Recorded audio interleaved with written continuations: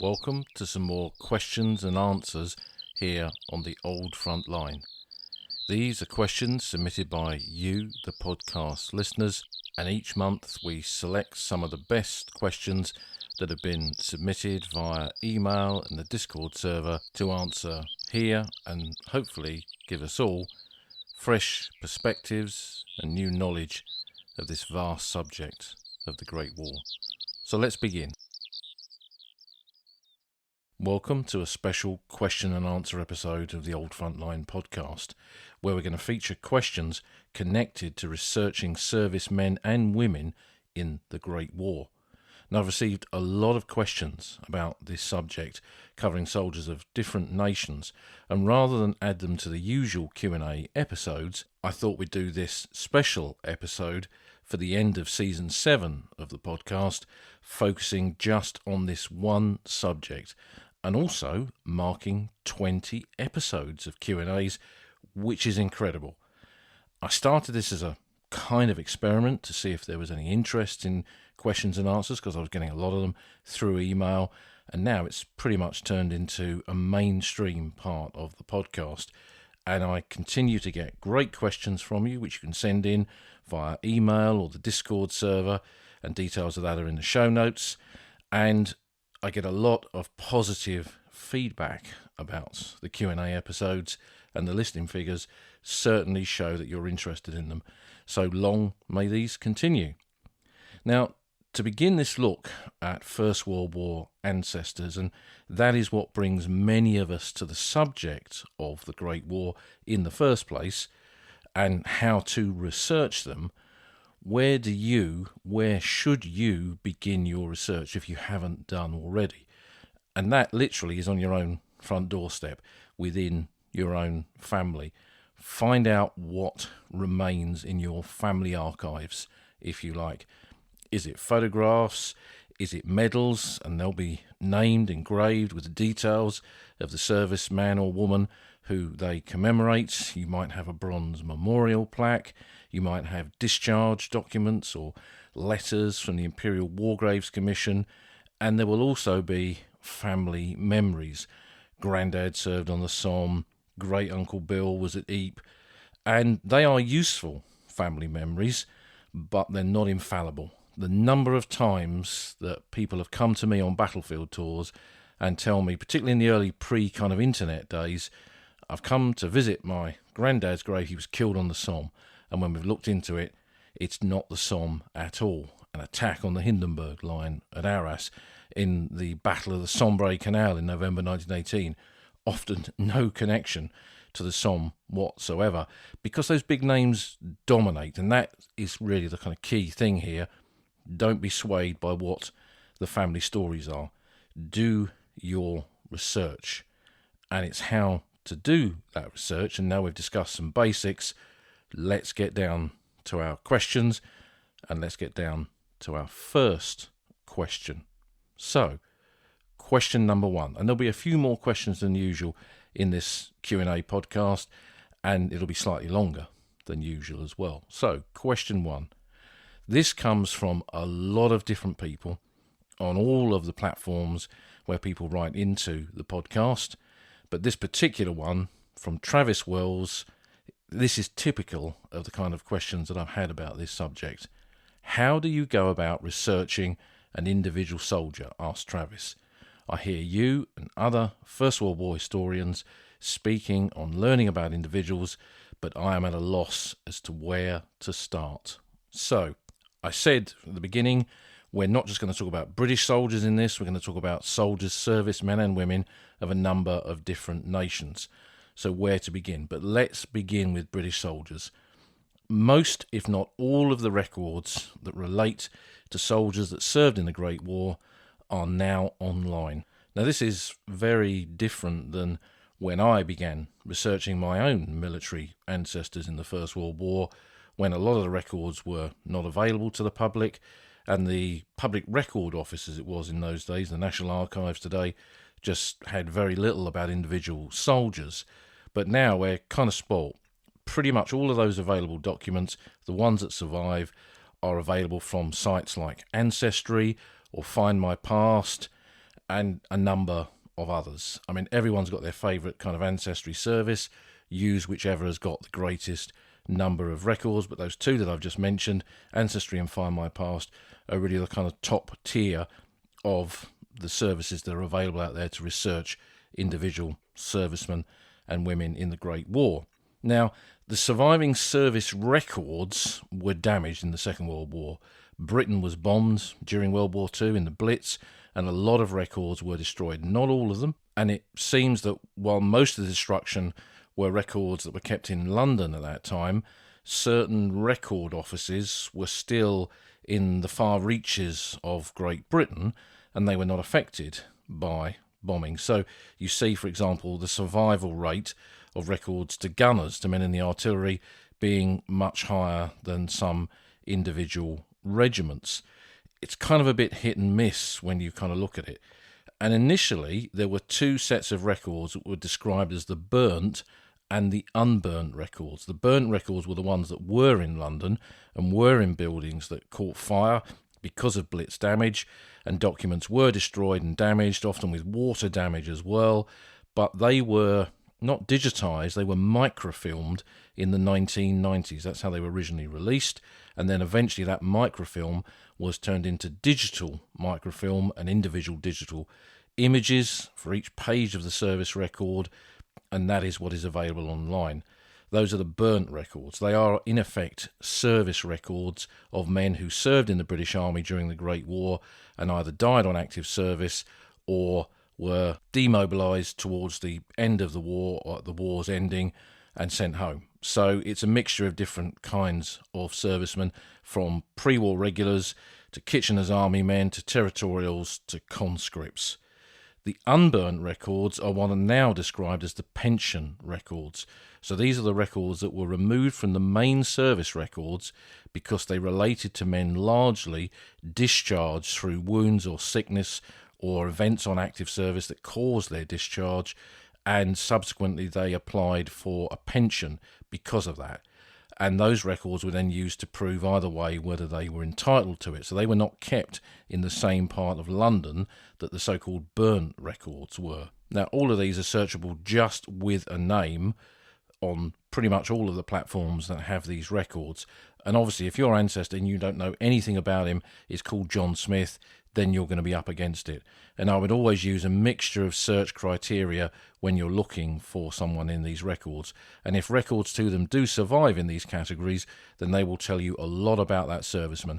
Details on enlistment, how heavy he was, how tall he was, the colour of his eyes, if he had previous military service, where he lived, what his occupation was, and then the documents that will show where he went, the different units, the theatres of war, and then the circumstances under which he then served, and any wounds or sickness, or in the case of men killed in action, that's noted of course as well, on what is called a casualty form active service, one of the most useful documents that's in that service file, which will tell you a soldier's movements really during his active service overseas. So that is the kind of jackpot. If you've got that, then you've got a direct access to what that serviceman did. And those records, the burnt and unburnt records, are not complete because many were destroyed, so there can be a big gap for some men that you end up researching who fought in that war. And all of those records relate to ordinary soldiers, other ranks, not commissioned officers. Their records were kept separately, and they were not affected at all by bomb damage in the Second World War. Those officers' service records are at the National Archives, formerly the Public Records Office. They are paper records still, the original records. They are not digitised, and they are not available online. There is a catalogue you can use, the National Archives catalogue, where you can search for an officer's service record, but you can't download it. You have to go to the National Archives yourself or pay them to copy it, which is quite an expensive process. Sometimes cheaper to find somebody who does archive copying and ask them to do it on your behalf. The officers' service records are slightly different to the other ranks ones. They have very many similar documents, like the casualty form active service, but there's a lot more correspondence in there to do with promotion and pay and discharge, and if they survive the war, all kinds of things in terms of their reserve status as a reserve officer or a continuing territorial officer. And often there can be applications for references and all kinds of material in there. And they can number just a few pages to one that I've looked at that was nearly a couple of hundred pages. But again, they are officers only. Men commissioned from the ranks are obviously in there. Walter Tull, the famous footballer, black footballer, one of the first black British officers in the British Army. His records are in that category, and it starts off with his service records as another rank in the football battalion of the Middlesex Regiment, and then goes through to his officer application and training, and then eventual service overseas in France and then Italy, and then back to France before he's killed in March 1918. So there's quite a broad spectrum of individuals in there. Not every record is at the National Archives, because some of those officers went on to serve in the interwar period or in World War II, and they've been held back into the next category of service records, which is now in the process of being released, so you might have to wait for those. The other documents that relate to individual soldiers are the so-called Western Front Association pension files. They're available through the WFA website. They don't really tell you a massive amount, but they can confirm some details and can be useful for working out the soldier's next of kin address if you don't already have that. You have to be a member of the WFA to access them. Good reason to join the WFA, and you just go to westernfrontassociation.com to find those. In terms of the Commonwealth, the Empire nations as they were then, and their service records, obviously they were not in Britain. So service records of Canadians, Australians, New Zealanders, South Africans, Newfoundlands, they're kept in their respective countries.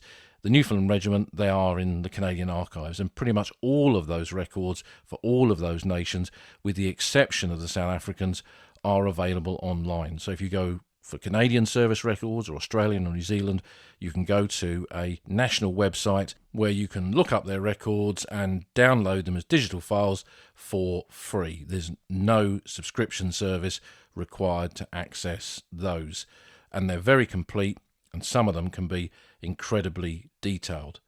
Now, for the American Expeditionary Force that fall on the Western Front, and I've had a lot of questions about service records of them, sadly, all of those, I believe, were destroyed in a fire in the early 1970s. So none of those survive. There are enlistment cards, there are some state records that are available, and I think Ancestry.com in the US has most of those kind of records online, so it's just a case of putting a name in and seeing what survives. Quite a lot of American unit histories have rosters, have lists in the back, but if you just know an uncle or a grandfather served in the AEF and you don't know what division, let alone regiment or artillery unit, whatever, then it's a very, very difficult search for them. In contrast, the French records of the First World War, for anyone looking for French soldiers or French ancestors, they are very, very complete and very accessible. Most of them are kept in regional archives, but there is a central website that you can use where you can put a name in and it takes you to the relevant files. And I'll put a link to that website onto the podcast website. I don't think I need to for the others because they're pretty much widely available and widely known. I mean, most people know where to find Ancestry and Find My Past and things like that. The French records also online include all of their war diaries, the regimental histories of the individual units, and again there's this vast, vast archive of French material, all digitised, all readily available, and all free to use. The German records are more problematic. They are and were organised by state. So, for example, in the 80s, I went to Stuttgart to look at the Württemberg records, and they had service records that were in big ledgers of individual soldiers who served in the different regiments within the Württemberg divisions, 26th Reserve Division, who were on the Somme from 1914 to 16, for example. They had a good survival rate, but in other areas of Germany that were heavily bombed by the Allies in the Second World War, just like British records being destroyed by German bombs, German records were destroyed by Allied bombs. So a lot of the Prussian archives, which were in Potsdam, I believe, which got absolutely drenched with bombardments in the second half of the Second World War, nothing of them survived whatsoever. There are some records available on German Ancestry, but I don't believe that the regional archives have put all their stuff online. So if you're looking to trace German soldiers, that involves a lot more traditional, old-school research by going to an archive and dealing with original documents. And in the case, of course, of German records, you need to be able to speak and read and understand German to do that. So that's kind of brief, but hopefully an interesting and a bit of a pointer to researching the records of individual soldiers from multiple different nations. I haven't mentioned every nation in the Great War, and if there's others that I haven't mentioned that you know where to research them, for example the Italians, and I don't know where to research individual Italian soldiers, so I would love to hear from any listeners who can add that via social media or to the podcast website, so we can put a link out to those as well. So that's question number 1. Question number 2. This one comes from Ian Howell on email. Whilst listening to one of your back catalogue podcasts, you spoke of medals that were sent out recorded delivery to the recipient's last known address and then subsequently returned to the medal office as not delivered. I presume this was not an isolated case. My question is, as these medals were engraved with the recipient's name, army number and regiment, what would ultimately happen to these medals if they were not eventually claimed by the family? Now, medals are a series of records for British soldiers that are available again through these online services like Ancestry and Find My Past. And there's 2 main categories of these: the medal index cards, the MICs as they are known. There is a black and white version that was microfilmed. That's available on the National Archives website. And then the Western Front Association saved these in the early 2000s, the original cards, and the colour versions of those are available on Ancestry. And sometimes they contain information on the back of the cards as well. They confirm the basic military details about a soldier, and then what medals they're entitled to. If they went overseas before the 1st of January 1916, then their date of overseas service and the theatre of war that they went to, not just France, but of course Gallipoli or Palestine or Egypt or Salonika, that is recorded on the cards. And then there's a secondary set of medal records, the actual medal rolls, and these were used to then issue the medals, and then those medals, as the question intimates towards, were then sent out to the family. Those are the former WO329 records, which are huge ledgers for each regiment and corps where it lists the details of the soldiers. Those medal records are particularly useful because they show, in the case of infantry units, the battalions that a man was posted to. So even if his service record does not survive, you can use the medal rolls to get an idea of what units, battalions that he went to, and then build up a picture of his war service. Sadly, that's not the case with most artillery. Some of the Royal Garrison Artillery medal rolls include the last artillery unit that a man had served with. That's noted on the rolls. The London Regiment, you get lucky with them because that includes dates of overseas service on the rolls. So those are particularly useful records. And all of these were, their purpose, their existence was down to the issue of the medals. And those medals were stamped round the rim of the 2 main medals, the British War and Victory Medal, or on the reverse of one of the stars, whether the 14 star or the 14-15 star, with the details of the soldier. Ordinary soldiers, number, rank, initial, surname and unit, and then the same round the rim. And for officers, it would give the rank and the initials and the surname, and sometimes the unit, but on the case of the British War and Victory Medal, it would normally just give rank, initials and surname. So if you've got a Second Lieutenant J. Smith on the rim of a medal, it's quite difficult to know which Second Lieutenant J. Smith that was. Now, those rolls were used to issue the medals, which were then sent out, as the question tells us, by a recorded delivery, which I mentioned in a previous podcast, to the recipient's last known next of kin address or his address. And if they were not delivered, they were returned because they were sent recorded delivery and somebody had to sign for them. If somebody wouldn't sign for them, they went back to the medal office. Then it was up to the family to claim them. If they didn't, or the recipient as well, not just the family, but if they didn't, either the recipient or the family, if they did not claim the medals, they were not sent out. They sat there for a period of time, and as I understand it, they were eventually scrapped. Back in the 80s, I was able to claim some relatives' medals that were scrapped like that, and they reissued me with a modern form of engraving around the edge of the medals that those relatives of mine who both were killed in the Great War, they issued those to me because I was the only surviving next of kin to claim them. And then that process stopped. It started again around the time of the centenary, although I thought that they had disposed of all of their stock of original First World War medals, but I don't believe it's possible now. So if you look at the medal records and you discover that you have an ancestor whose medals were returned and then never reissued, I don't believe that you can claim them now. So there isn't some great big stockpile of original medals named up to the recipient that is sitting there waiting to be sent out. They have long since, sadly, ceased to exist.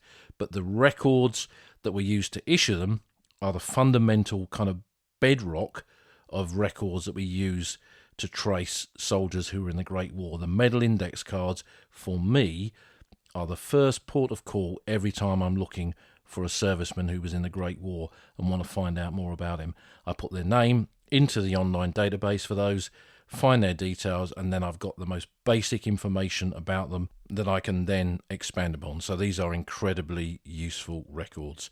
So thanks for that question, Ian, which has enabled us to talk about a wider aspect of medals and the records relating to them, which have got a kind of wider context for the whole Great War.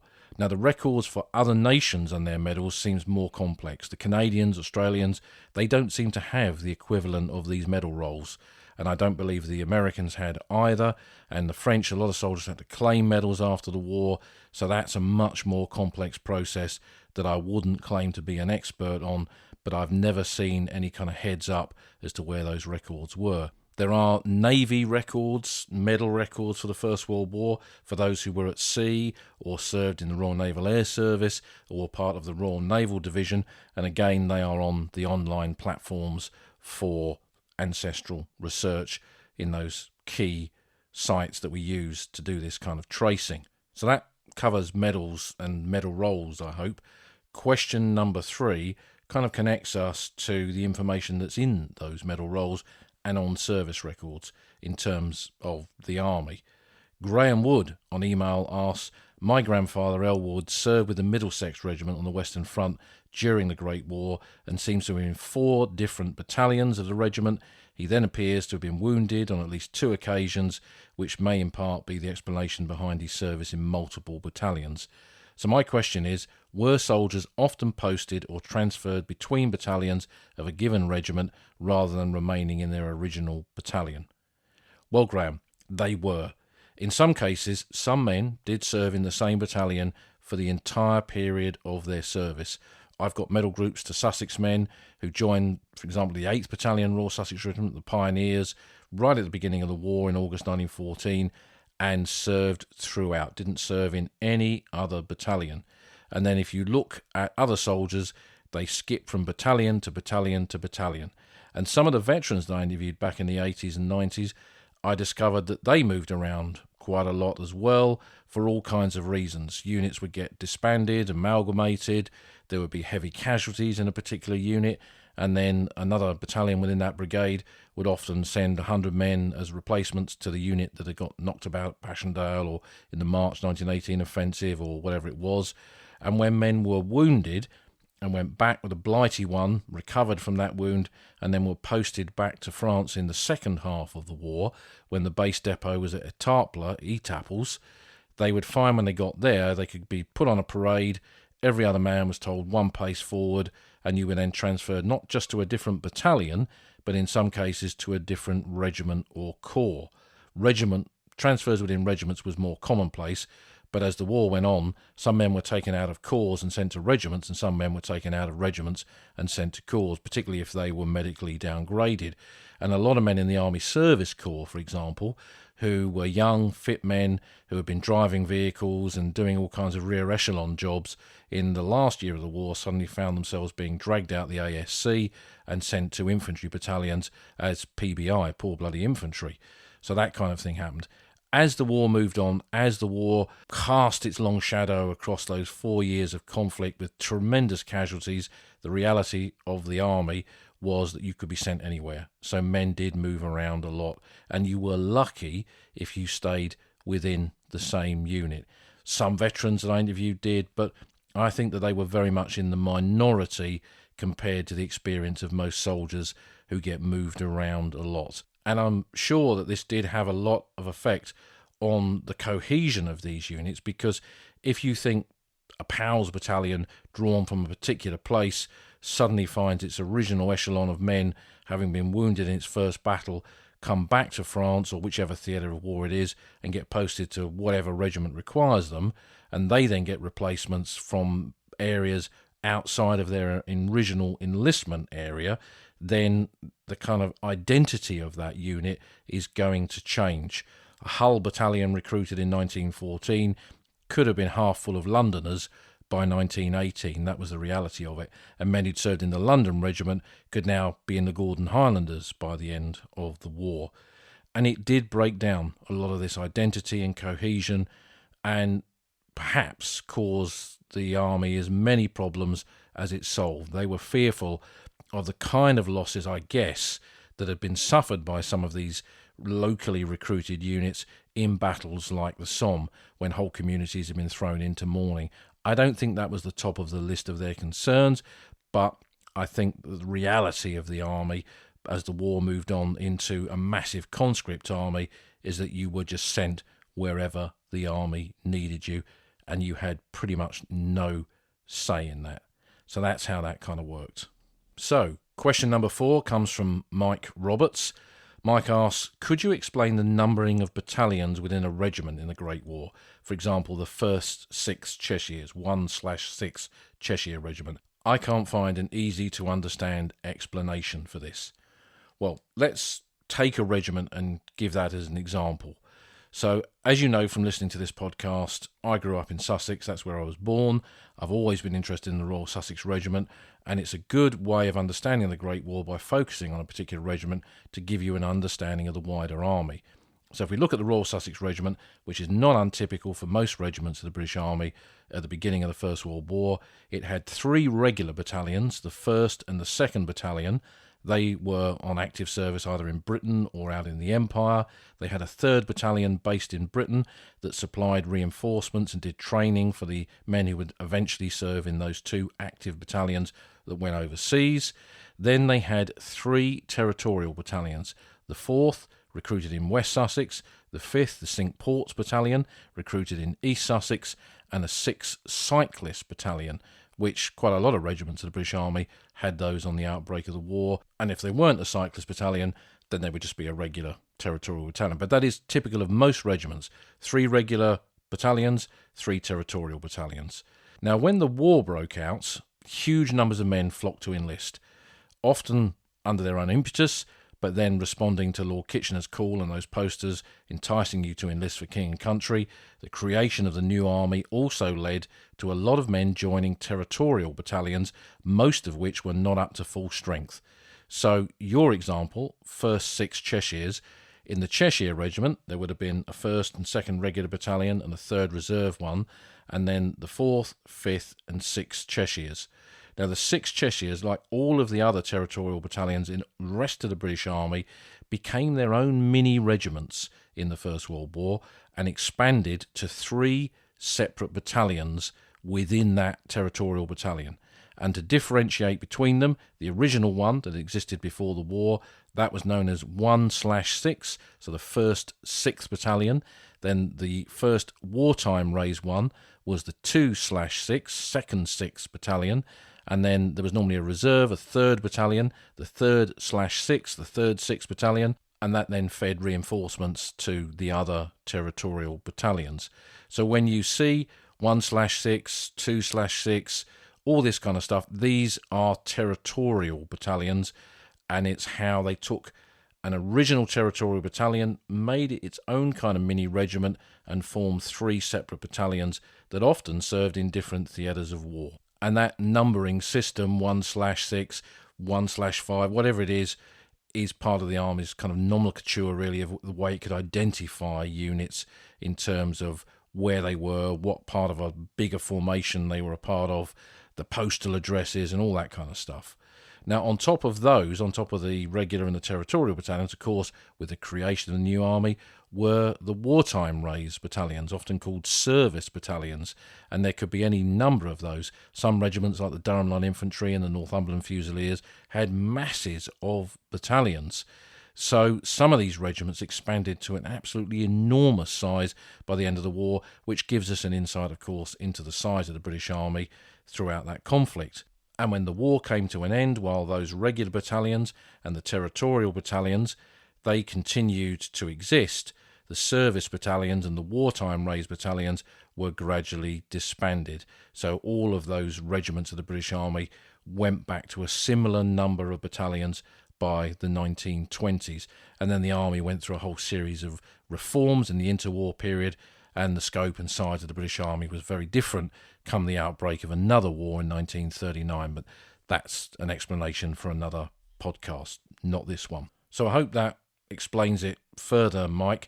And if you go on to Chris Baker's Long Trail website, which is one of the most remarkable websites online that contains a mass amount of information to do with the British Army and the Great War, there's further explanations of that on there when you look up the pages to do with territorial battalions and divisions, and that'll give you a kind of heads up as well. And Chris's site, again, is one of those that you should have bookmarked because it's got such a huge amount of information that's really useful for this kind of research. So, question number 5. This comes from a number of different people who ask this in lots of different ways, and essentially that question comes down to, how do we trace someone who was awarded a Gallantry Medal in the First World War? Now this applies not just to British soldiers, but all Commonwealth soldiers as well. For soldiers of other nations like French or Germans, that is a different kind of prospect, and again you kind of need to look at their records, and the kind of records that I'm going to discuss to do with British soldiers, British and Commonwealth soldiers, don't really exist, or there isn't an equivalent of those for French and German soldiers, for example, and you need to kind of delve into those archives for those nations to really understand that. But if we come back to British and Commonwealth troops in the Great War, the first place to look for gallantry awards is the London Gazette. There's also an Edinburgh Gazette. These are all online. London Gazette's online. If you type that into Google, you'll find it very quickly. And you can go on there, and when an award was issued to a soldier, details of it were published in the London Gazette. Now, for many honours and awards, citations were listed in the London Gazette. Victoria Cross, Distinguished Service Order, Military Cross, Distinguished Conduct Medal. You do see citations. Not for everyone, so those medals that were issued under the King's Birthday Honours List or the New Year's Honours List generally don't have citations against them. And medals like the Military Medal, which was the most common award given to other ranks in the Great War, ordinary soldiers, the citations for those, because they were so numerous, hundreds of thousands of them issued in the Great War, then the citations for those were not published in the London Gazette, but the details of the soldier is in there, and at different points in the war, sometimes in brackets afterwards, it tells you where they were living at the time. So there can be quite a lot of information in the London Gazette, and sometimes not so much. And if you're just researching a common name soldier, you really need their regimental service number to be able to trace them in the Gazette. And there'll be a page for them, and that will give you a date. And normally, for example, in the case of military medals, they were normally published in the London Gazette about 3 to 4 months after the act of gallantry. So, for example, the men who were given MMs for the first day of the Battle of the Somme, they appeared in the London Gazette in early to mid-September, for example. Now, there are many exceptions to that, but that's a kind of general rule. So you can kind of work out something from it, but that confirms if a man got an award, and sometimes a bit of detail about it in terms of a citation. There were recommendations for all of these awards that gave the full circumstances that led to the award being given, but sadly, it wasn't just service records destroyed in the Second World War, it was a whole host of records that were bombed, including all of the recommendations for honours and awards for the whole British Army in the Great War. So those do not survive. There are medal award cards for gallantry medals that are part of the medal index cards. On the National Archives site, there's a separate category where you can look up an MM card, for example, and it'll give you the soldier's details, the unit he was in, and then the London Gazette date. That's a kind of shortcut to find them. And with the TNA, the National Archives site, you can create an account with them, and all of the records to download are then free. If you do it without creating an account, you have to pay, which I wouldn't recommend, of course. Now, for Commonwealth soldiers, their recommendations in some cases do survive. So if you look at Australian and Canadian records, for example, and I've traced a few men who were decorated for gallantry, their recommendations survive within the online records for those different nations. So for the Australians, they're on the Australian War Memorial website, where you can go on a section of that website for tracing soldiers, put a name in, and if they're a gallantry recipient, then the recommendation for their award is on there. And that gives a lot of information and gives us an insight into, sadly, which for British soldiers, those are the documents that have been lost. So that's how you research Commonwealth soldiers within the records that are available for those individual nations. But another way, if, for example, with an MM recipient, you can't find anything about them except their London Gazette date, and then if you kind of go backtrack through the war diary for their unit and there's no mention of the awards in there, where can you go to then?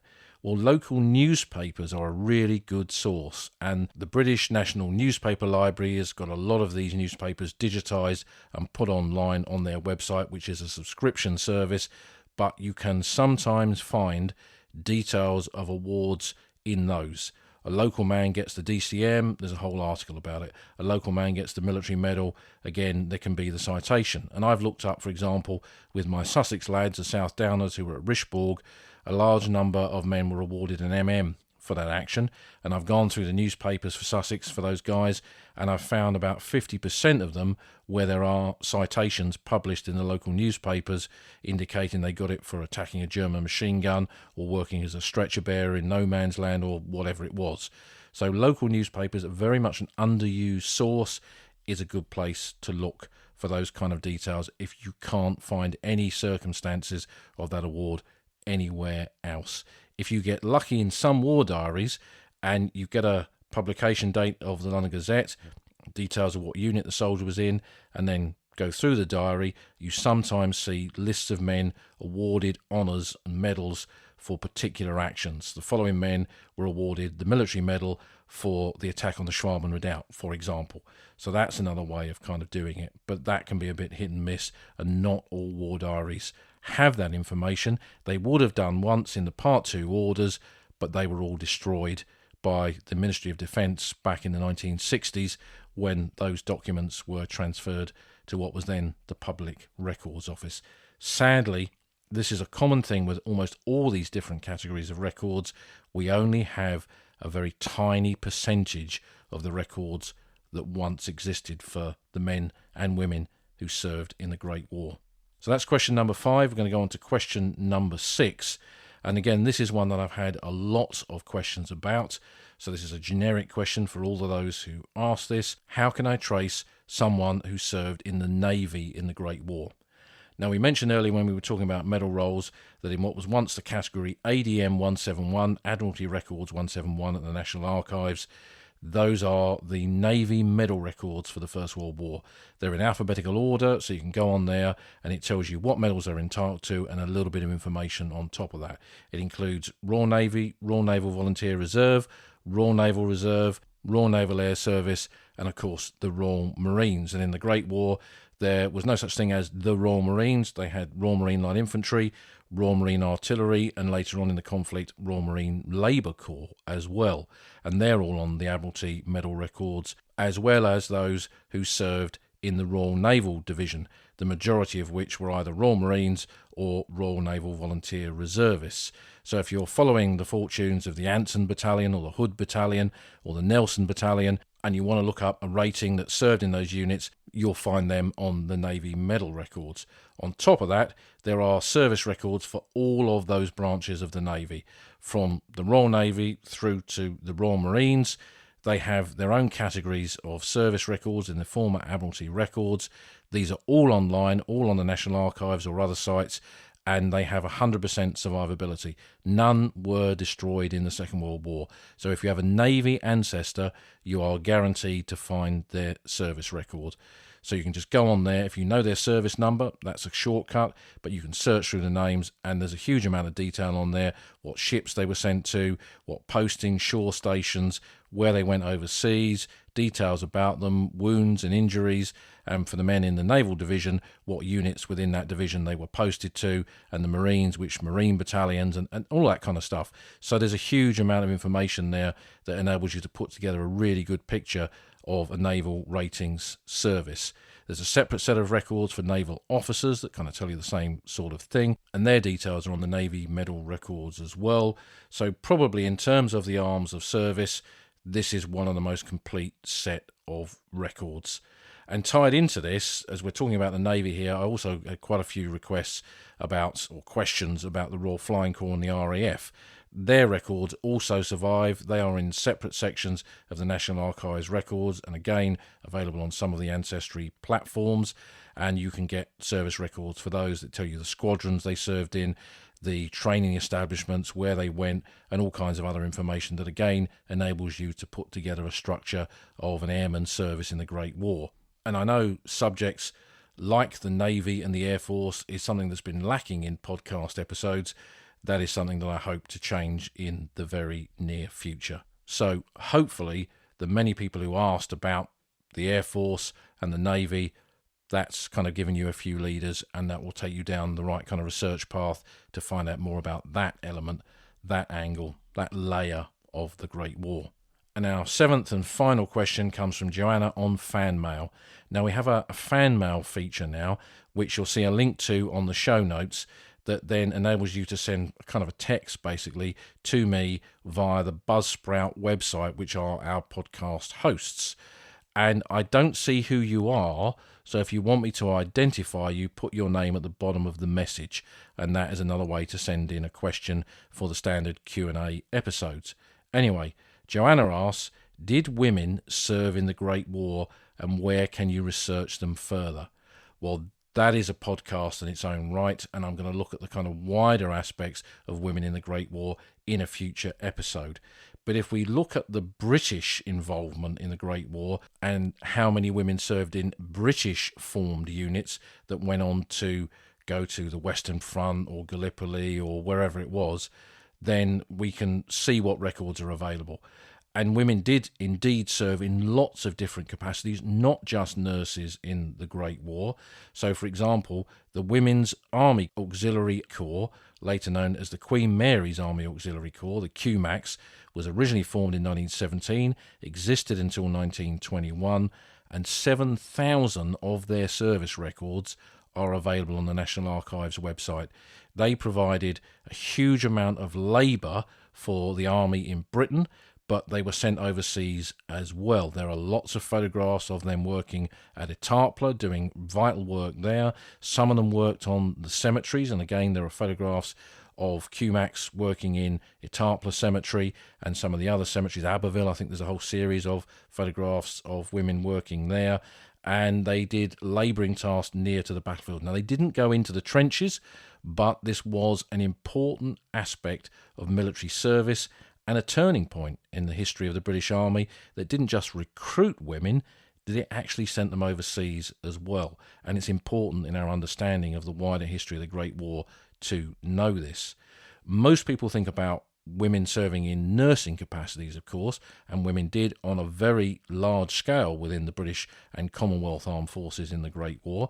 And in terms of the British contribution, with the Queen's Alexandra's Imperial Military Nursing Service and the Territorial Force Nursing Service, again, there's 15,000 records of them available on the National Archives website. And in all these cases, you just need to put a name in and it comes up with the search results and you find the right service women that you're looking for. So those are the nurses, but on top of them, they were the professional nurses, the QAs and the Territorial Force Nursing Service personnel. There were also the VADs, the Voluntary Aid Detachment. Now, not Volunteer Ambulance Driver, which a lot of people think VAD stands for. Some of them probably did drive ambulances, but that was not their task. They were sent as non-professional volunteer nursing staff to assist the professionals in their day-to-day capacities, doing different tasks to the professionals, but nevertheless doing a very important role. One of the most famous of them was Vera Brittain, who wrote Testament of Youth, for example. and you can trace them on the British Red Cross Society website, where they have a database that's organised by name. And I went on there to check how easy it is to find somebody. I typed in Vera Britton's name and up came her record straight away. And as that's one of the less common websites, I'll put a link to that onto the podcast website so you can find it. And finally, in terms of this all too brief look at the important role of women within the British Armed Forces in the Great War, there is, of course, the Women's Land Army, which we much more associate with the Second World War, but it existed in the First World War as well. There isn't a central repository for their records, from what I can tell, but if you go onto the Women's Land Army website, there's a bit of a clue as to what you do to trace those who served in that unit. I don't think there are service records as such, but it gives you an insight into the vital role that they had, which was entirely within Great Britain itself. That was not a unit that was sent overseas. It was doing work, vital war work, within Great Britain itself.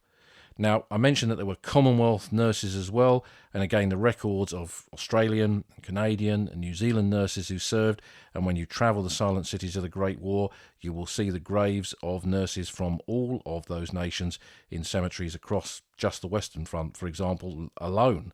So they are numerous, and they were an important part of our understanding of the role of women in the Great War. Again, you go to the national archive sites for those different nations to find their records and discover more about them. So, Joanna, thanks for that question. It's hinted at a much, much bigger subject that we will return to in a proper podcast about women in the Great War.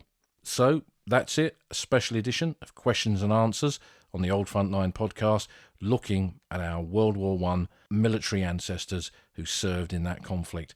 Again, as with all these, we've only touched the surface of this subject, but I hope that's given you a few leads, a few ideas, and good luck with your own personal research, and let me know how you get on and what you find. Thanks as always for your questions. Thanks for listening. This brings Season 7 of the podcast to an end. Season 8 will return in a few weeks' time in January 2025, and I'll see you again for more episodes and more Q&As on the Old Frontline.